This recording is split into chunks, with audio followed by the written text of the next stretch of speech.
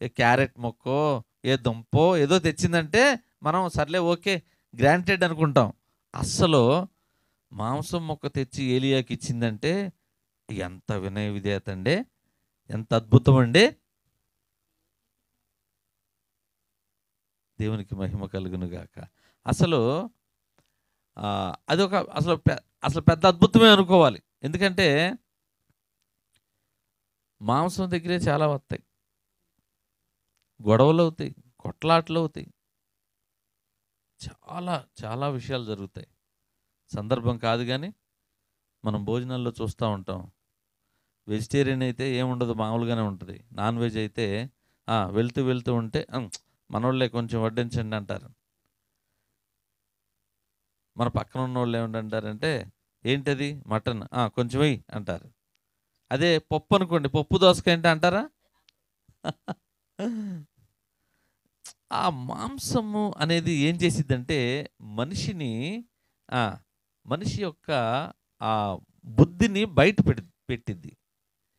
అలాగే అసలు కాకి ఒక మాంసమును ముద్దను తీసుకొచ్చి ఏలియాకి ఇచ్చిందంటే అది అద్భుతమా కాదా? హల్లెలూయా. ఆ విధంగా ఏలియాకు తన అవసరత తీర్చబడిందా లేదా? తీర్చబడింది. కానీ కొద్ది రోజుల తర్వాత ఏమైంది? ఏలియా అలవాటు పడిపోయాడు. ఏలియాని కెరీతు వాగు దగ్గర ఉండమన్న దేవుడు కాకోళములకు పని అప్పగించాడు. ఇగో పొద్దున ఒక కాకోళం, సాయంత్రం ఒక కాకోళం డ్యూటీ వేసాడు. అవి రోజు తెచ్చేస్తున్నాయి. కాలక్రమేణా దినములు జరుగుతున్నాయి, నెలలు జరుగుతున్నాయి. జరుగుతూ ఉండగా ఏలియా త్వరికి ఏం చేశాడు? ఏలియా ప్రార్థన ప్రార్థన, దేవా, ప్రతి విషయంలో ప్రార్థన. ఏలియా అద్భుతములు చేసిన ఏలియాగా, దేవుని యొక్క అగ్ని గంధకమును భూమి మీదకి దించిన ఏలియా, అగ్ని రథములపై కొనుక్కోబడిన ఏలియా, అంతటి గొప్ప ఏలియా ఏం చేశాడంటే ప్రార్థన చేసేవాడు. ప్రార్థనకి దేవుడు ప్రతి అవసరం విశ్వాసం ఉంచి ప్రార్థన చేసిన ఏలియాకు తన అవసరతలన్నీ దేవుడు తీర్చాడు.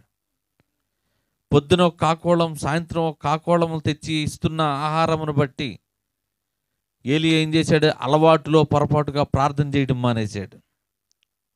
ఏమండోయ్, చూసారా? దేవుడు ఆజ్ఞాపించాడుగా, పొద్దున సాయంత్రం ఆటి పని అయ్యే చేస్తాయి అని మనోడు ప్రార్థన చేయటం మానేశాడు. అంటే ప్రతి మనిషి కూడా నీకు అవసరం ఉన్నప్పుడు, నీకు అక్కర ఉన్నప్పుడు, నువ్వు శ్రమలో ఉన్నప్పుడు, నువ్వు బాధలో ఉన్నప్పుడు, నువ్వు చింతలో ఉన్నప్పుడు, నీకంట కన్నీరు గారినప్పుడు, నీ బిడ్డకు ఆపద వచ్చినప్పుడు, నీ మీదకు పెద్ద పెను ప్రమాదం వచ్చినప్పుడు మాత్రమే నువ్వు ప్రార్థన చేయాలనే ఆసక్తి నీలో ఉంటుంది. ఆ ప్రార్థన కూడా విశ్వాసం ఉంచిన ప్రార్థన చేయాలా? నువ్వు అవసరం తీరాక, నీ అవసరం తీర్చబడిన తర్వాత నువ్వు ఎలాగ అయిపోతున్నావంటే, నీ అవసరము తీరక ముందేమో విశ్వాసముతో ప్రార్థన చేస్తున్నావు దేవుని మీద. నీ అవసరము తీరిన తర్వాత నీ యొక్క అవసరము ఏదైతే తీర్చిందో దాని మీదకి వెళ్ళిపోతుంది నీ యొక్క భక్తి.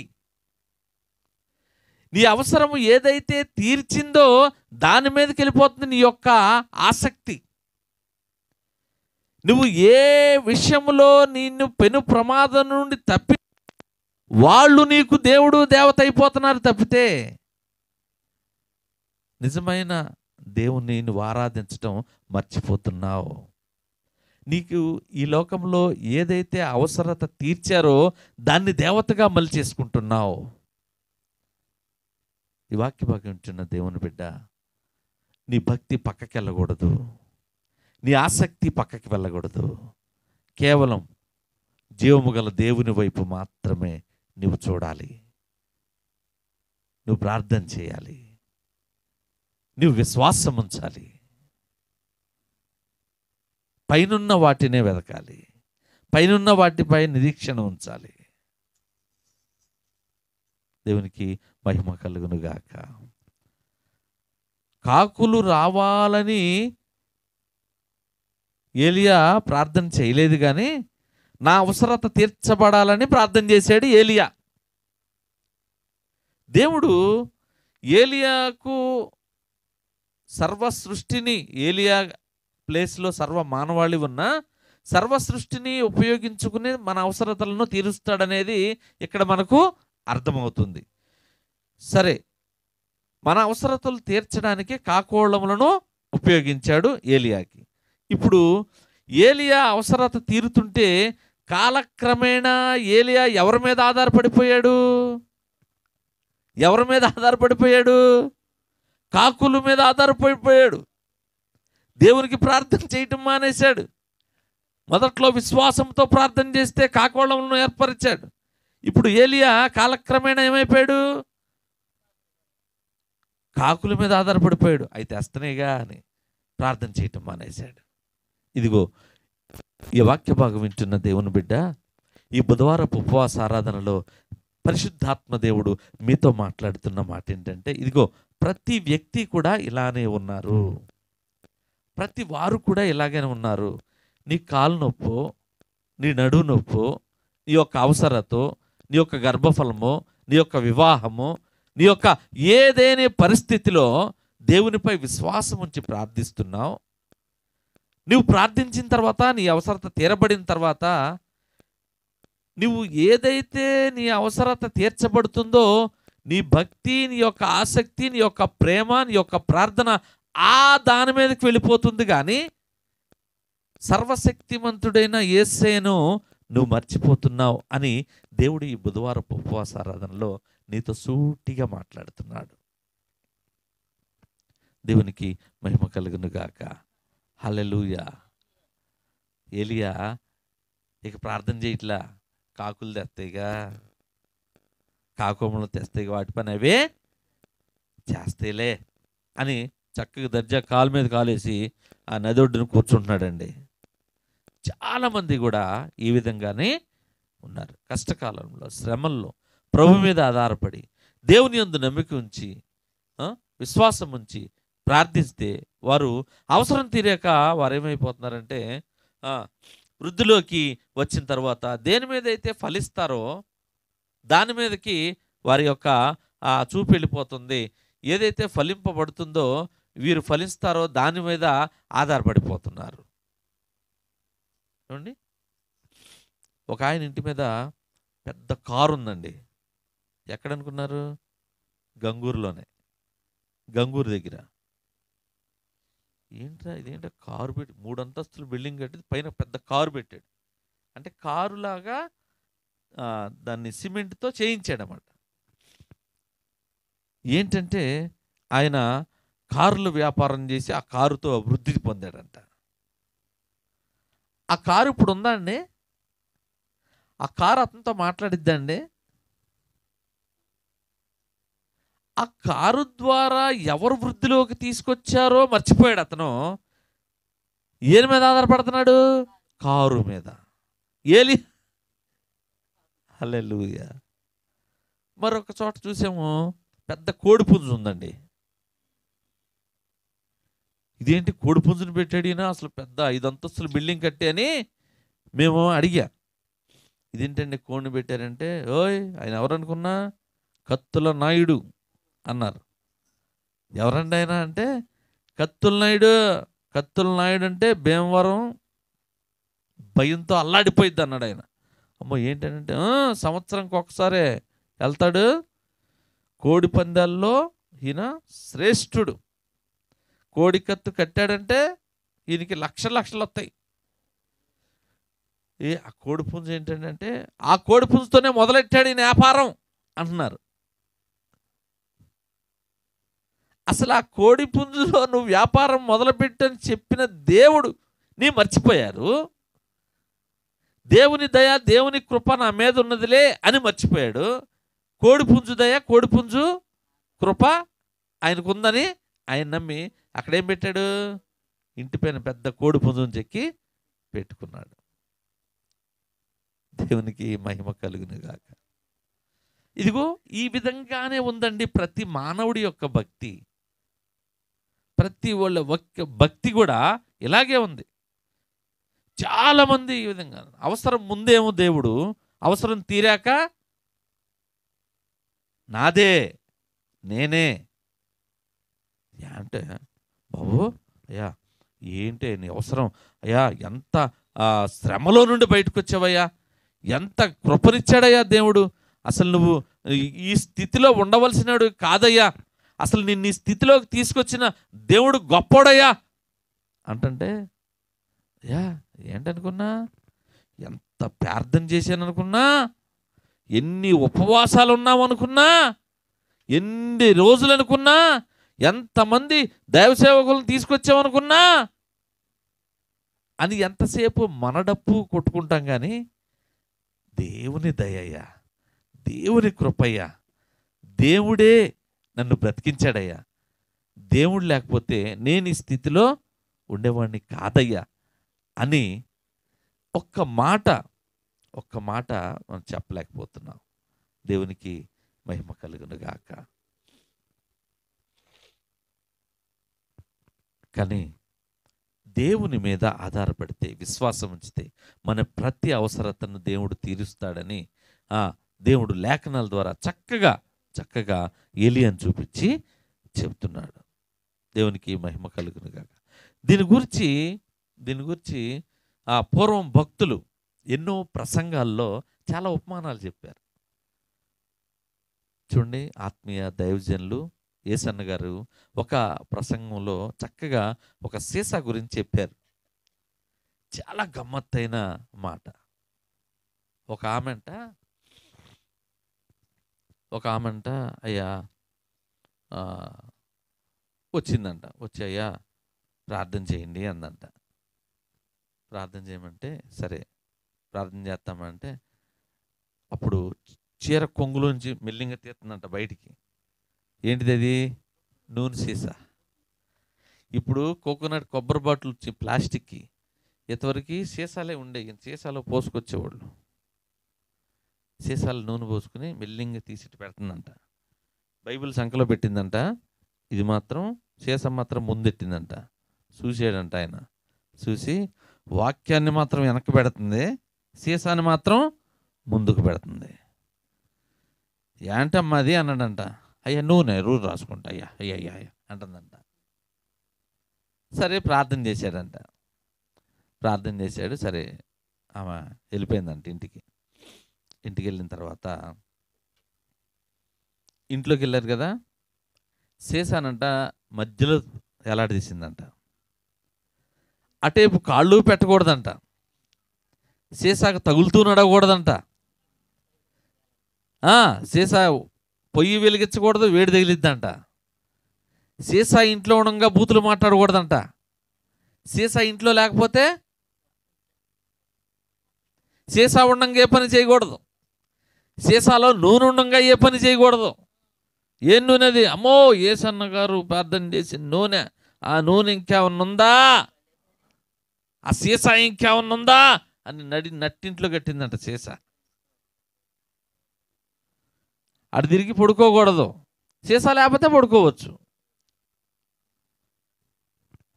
భక్తి అంతా ఏమైపోయింది ఇప్పుడు? యేసు ప్రభు మీద ఉండాల్సిన విశ్వాసం సీసా మీదకి వెళ్ళిపోయిందండి. ఇక ఆ ముసలమ్మకి ఏం కావాలి? రక్షణ అవసరంలా, బాప్తీసం అవసరంలా, అసలు దైవజనులు అవసరంలా, ప్రార్థన అవసరంలా, ఎవరు అవసరంలా. ఆ సీసా ఉంటే చాలు. ఇక ఆ సీసా ఒకటి సంకలో పెట్టి కొంగులో ఆ బైబిల్ అట్టుకుని ఎక్కడికైనా వెళ్ళిపోద్దంట ఇక సీసా. హల్లెలూయా. భక్తి దేవుణ్ణి విడిచిపెట్టేసిందండి. దేవుణ్ణి విడిచిపెట్టేసింది భక్తి. ఈ మధ్య ఏమొచ్చినాయి? గిర్రా గిర్రా గిర్రా తిప్పుతున్నారు. ఏంటయ్యి? కర్చీపులు. ప్రార్థన చేసి కర్చీపులు ఎత్తున్నారు. ఆ గంట సేపు ఉంటుంది కర్చీపు. ఈ ఇంటికి వెళ్ళిన తర్వాత ఎక్కడే ఎత్తున్నాడు ఆ కర్చీపుని? ప్రార్థనా మందిరంలో అయితే ప్రార్థన చేసిన కర్చీపు అని ఎత్తున్నారు. అది చాలా గిరగిర తిప్పుతున్నారు, అది చేసుకుని అమ్మో ప్రార్థన చేసిందని పెట్టుకుంటున్నారు. ప్రార్థన 3 గంటలు అవ్వగానే ఆ కర్చీఫ్ ఏం చేస్తున్నారు? కాళ్ళ కింద వేసి తొక్కుతున్నారు, ఎక్కడ పడితే అక్కడ పడేస్తున్నారు, ఆడ కర్చీఫ్ పెట్టి చీమిడి తీసేస్తున్నాడు. ఏమండి, భక్తి ఎటు వెళ్ళిపోయింది? ప్రార్థన చేసుకోండి, విశ్వాసముతో ప్రార్థన చేయండి, నీ కార్యమును దేవుడు సఫలపరుస్తాడు అని చెప్పాల్సింది పోయి, అటు ఉండవలసిన భక్తి ఏమొచ్చిందంటే వస్తువుల మీదకి వచ్చేస్తుంది. కొబ్బరి నూనె సీసా మీదకి వచ్చింది, కర్చీపుల మీదకి వచ్చేసిందండి. హల్లెలూయా, హల్లెలూయా. ప్రభువుకి నూనె సీసాలు అవసరం లేదు, కర్చీపులు అవసరం లేదు, కానీ నీ యొక్క విశ్వాసం కావాలి. నువ్వు ఆధారపడే ఆ ఆధారం కావాలి. హల్లెలూయా. అయితే అయితే నూనె సీసా కింద పడితే పగిలిపోయిద్దా? నూనె అంతా పోయిద్దా? జీవం కలిగిన దేవుడు పగిలిపోయేదా మనకిచ్చేది? కర్చీఫ్ మాసిపోయిద్దా? మాసిపోదా? అందుకే ఆయన ఈ లోకాన్ని వైపు మీరు చూడొద్దు, చూడొద్దు. పైనున్న వాటినే, బట్టలు చిరిగిపోతాయి, సీసా పగిలిపోద్ది, ఇనుము తుప్పట్టిపోద్ది, అయిద్దా లేదా? కానీ ఈ పైనున్న వీరు ఏ మాత్రం కూడా తుప్పు పట్టవు. ఆయన చాలా క్లియర్గా లేఖనాల ద్వారా చెప్తున్నాడు. చూడండి, మనము విశ్వాసం ఉంచి ప్రార్థన చేస్తే మన ప్రతి అవసరత తీరుతుంది. మరి ఎవరిని గురిగా నువ్వు ప్రార్థన చేయాలి అంటే, ఏ దైవజనుడినో, పలానా మందిరంకి 1000 మంది వెళ్తున్నారు, అక్కడ కార్యం జరిగిద్దనో, ఇదిగో పలానా దైవజనుడు దీనంగా ఉంటాడు, ఆయన ఆ మాట మంచిదనో, ఇవి కాదు నీకు కావాల్సింది. నీవు మోకాళ్ళు వేసి నీకున్న అవసరత పట్ల విశ్వాసముతో ప్రార్థన. దేవునికి మహిమ కలుగునుగాక. యేసుప్రభు నడుస్తుంటే అందరూ వచ్చి యేసుప్రభు దగ్గరికి వస్తున్నారా? యేసుప్రభు అందరి దగ్గరికి వెళ్తున్నాడా? హల్లెలూయా. ఎందుకు వస్తున్నారు? ఆయన ప్రార్థన, ఎప్పుడు ప్రార్థనే. కొద్దిసేపు టైం ఉందనుకో కొండెక్కేస్తాడు ప్రార్థనకి. 1 గంట టైం ఉందనుకో శిష్యులకు చెప్తాడు, ఇగో మీరు కూడా ప్రార్థన చేయండి, నేను అటు వెళ్ళి ప్రార్థన చేసుకొస్తానని. ప్రతి సమయంలో ప్రార్థన, ప్రార్థన, ప్రార్థన. ప్రార్థన నీ యొక్క పాపాన్ని పరిహరిస్తుంది, ప్రక్షాళన చేస్తుంది. అందుకే దేవుడు ప్రతి విషయం పట్ల మీరు ప్రార్థన విజ్ఞాపనలతో మీరు కృతజ్ఞతాస్తుతులు చెల్లిస్తూ ప్రార్థనలతో నాకు ప్రతి విన్నపాన్ని తెలియచేయండి అని ఆయన చక్కగా లేఖనాల్లో సెలవిస్తున్నాడు. మరి భక్తి దేవుని మీద ఉండాలి కానీ వస్తువుల మీద కాదండి. ఈ మధ్య కొందరు రైలు ఎక్కి చెన్నై దాటి అక్కడికి వెళ్ళిపోతున్నారండి. చెన్నై దాటి వెళ్ళిపోతున్నారు. అదొక 4 రోజులు పండగలాగా పెట్టేసుకుంటున్నారు. ఏంటంటే పెద్ద సముద్రం, సముద్రం ఒడ్డున పెద్ద గుడి, బాగుంది. అప్పట్లో ఉన్న బిషప్స్ వాళ్ళు ఏం చేశారంటే, చక్కగా దేవాలయం ఆహ్లాదకరంగా ఉండాలి, వాళ్ళ ఆత్మావేశమును బట్టి, అక్కడ కనపడిన దాన్ని బట్టి, దేవుని ప్రేరణ బట్టి అక్కడ మంచి మందిరం కట్టారు. ఓకే, ఎల్లు ప్రార్థన చేసుకో, అక్కడ నీకు ఇష్టమైతే కొనుక్కొని తెచ్చుకోవాలి. కానీ మనోళ్ళు ఏం చేస్తున్నారో తెలుసా? వెళ్ళి అక్కడున్న మట్టిని తీసుకొస్తున్నారు. ఎప్పుడు మట్టి? అది ఏముంటుందా మట్టి? ఏమండి, కొన్ని 1000 మంది వెళ్తారు. ఆ 1000 మంది వెళ్ళిన కలుషితమైన ఆ తొక్కుడు మూత్రాలు అవన్నీ ఆ ఏరియాలోనే ఉంటాయిగా. ఉంటాయా ఉండవా? వాస్తవంగా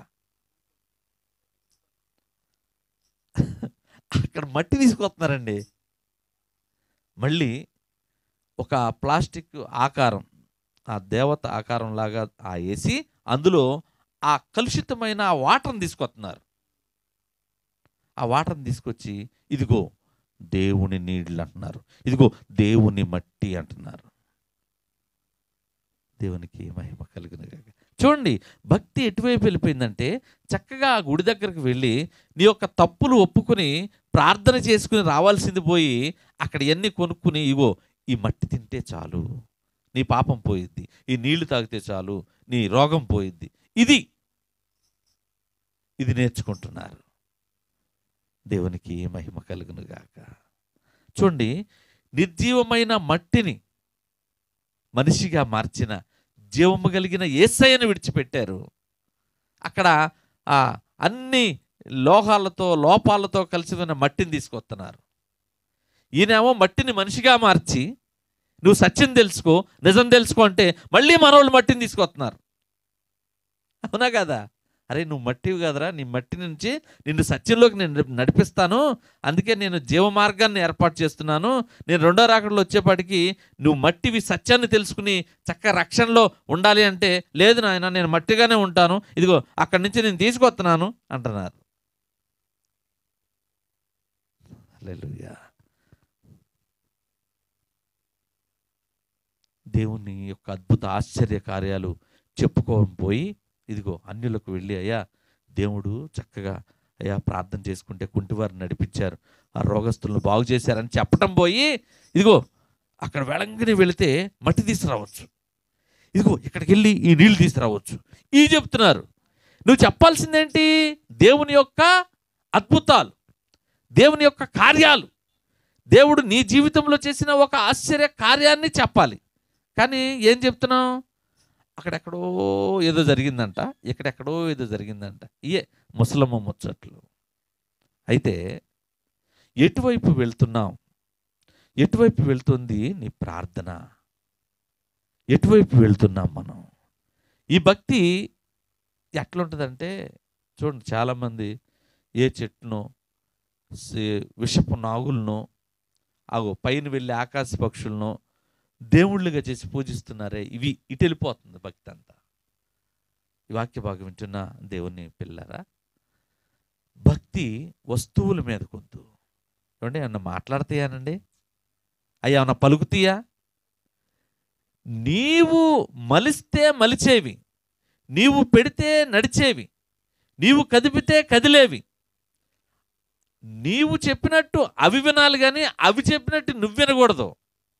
ఎందుకంటే దేవుడు నీకిచ్చాడు ఆ జ్ఞానాన్ని.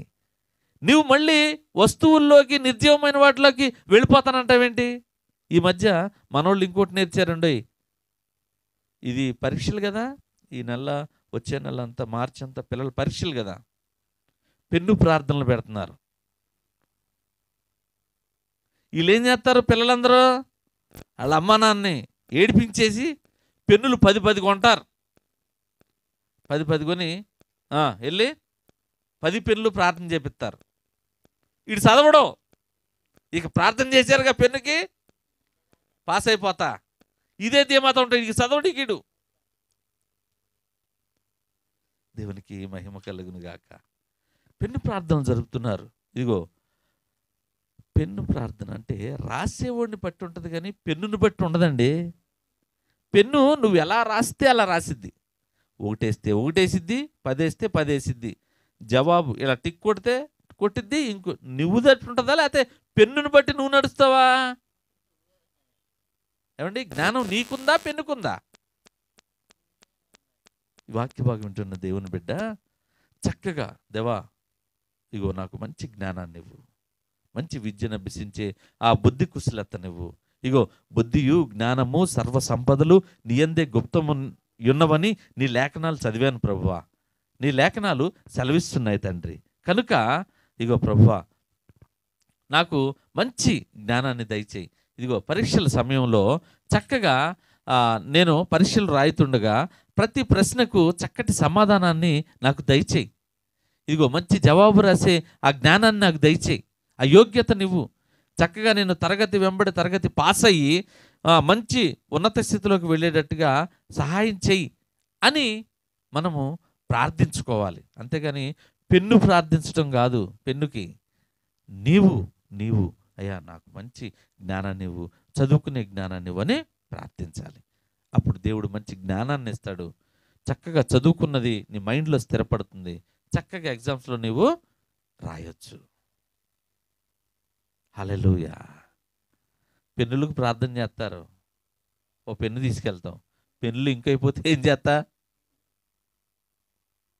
దేవునికి మహిమ కలుగునుగా.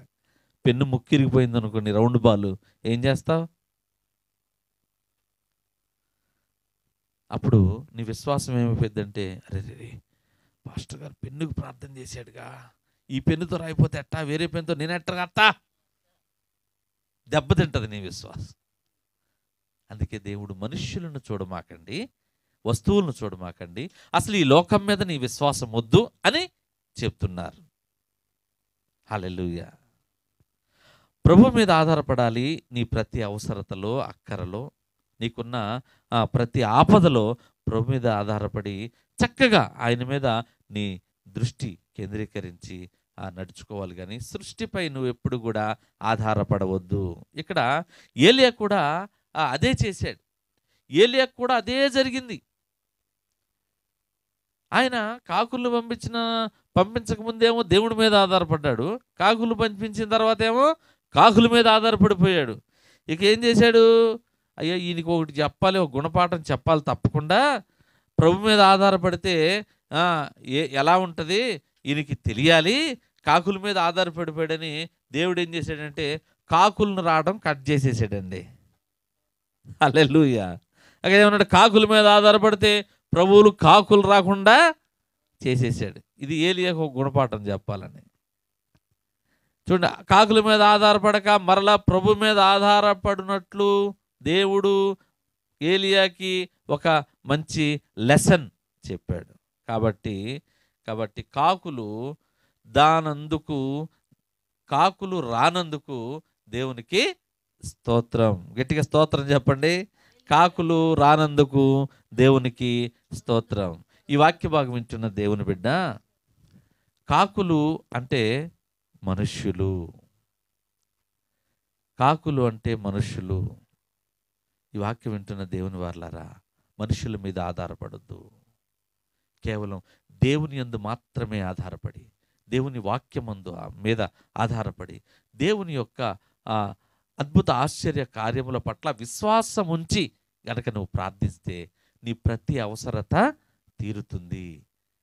నీ అవసరత తీరిన తర్వాత మరల నువ్వు మనుషుల మీద ఆధారపడొద్దు, ఈ సృష్టిపై ఆధారపడొద్దు, కానీ కేవలం ప్రభువు మీద మాత్రమే నువ్వు ఆధారపడాలి. ఏలియాని